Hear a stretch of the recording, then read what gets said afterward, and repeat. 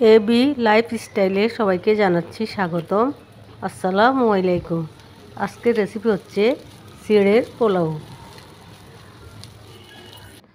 আমি 250 গ্রাম চিড়ে অল্প অল্প করে ভেজে নিব।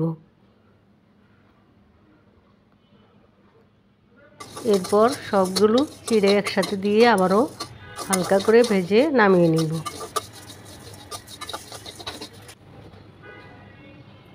ভাজা হয়ে গেছে। একটি চালনির সাহায্যে ভালো করে চেলে নিব।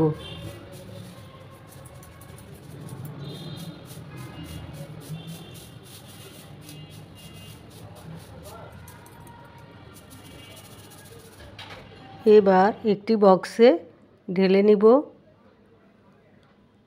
পানি দিয়ে ভালো করে ধুয়ে নেব। যেহেতু চিড়ের পোলাও খুবই তাড়াতাড়ি ধুয়ে পানি সরিয়ে নিতে হবে।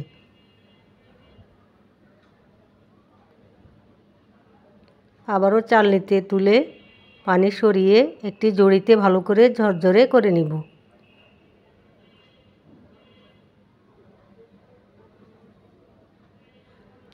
এবার চুলায় একটি ফ্রাই প্যান বসিয়ে দিব। 2 চামচ ঘি দিয়ে গরম করে নেব। পরিমাণ মতো পেঁয়াজ কুচি দিয়ে ভেজে বেরেস্তা করে নেব। কিছু বেরেস্তা তুলে রাখব।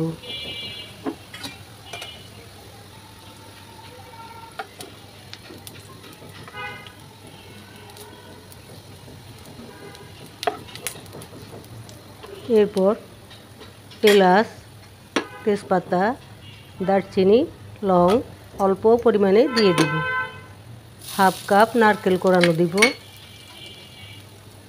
মরিচের গুঁড়া, জিরা, ধনিয়া, আদা বাটা দিয়ে মশলাগুলি ভালো করে কষিয়ে নেব।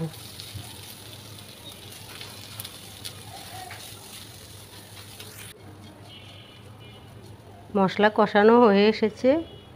এরপর 3 টুকরো কাঁচামরিচ দিয়ে দিব। পরিমাণ মতো লবণ দিয়ে দিব। এরপর চিড়ের পোলাওগুলি দিয়ে দিব।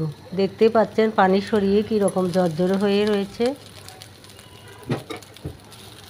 হালকা করে নেড়ে চেড়ে নিব।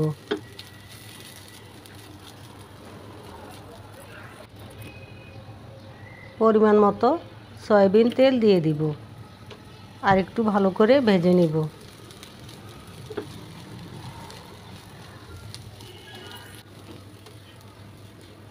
ভাজা হয়ে গেছে।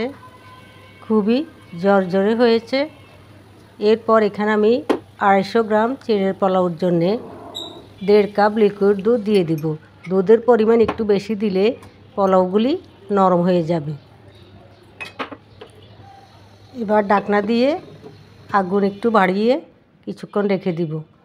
আবারও হালকা করে নেড়ে চেড়ে নেব।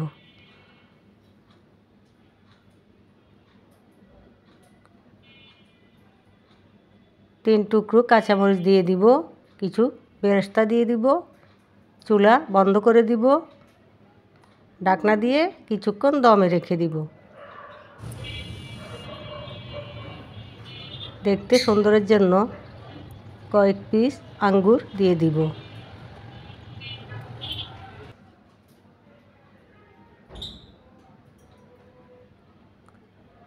চিড়ের পোলাও নারকেলের দুধ দিয়ে খেতে অনেক অসাধারণ লাগবে। এরপর আমি একটি চামচ দিয়ে হাত দিয়ে দেখাচ্ছি, খুবই ঝরঝরে হয়েছে। যদি রেসিপিটি ভালো লেগে থাকে আশা করি সবাই পুরো ভিডিওটা দেখে লাইক, কমেন্ট, সাবস্ক্রাইব করে পাশে থাকবেন। এই রমাদানে সবার জন্য দোয়া রইল। সবাই ভালো থাকবেন, সুস্থ থাকবেন। আল্লাহ হাফেজ।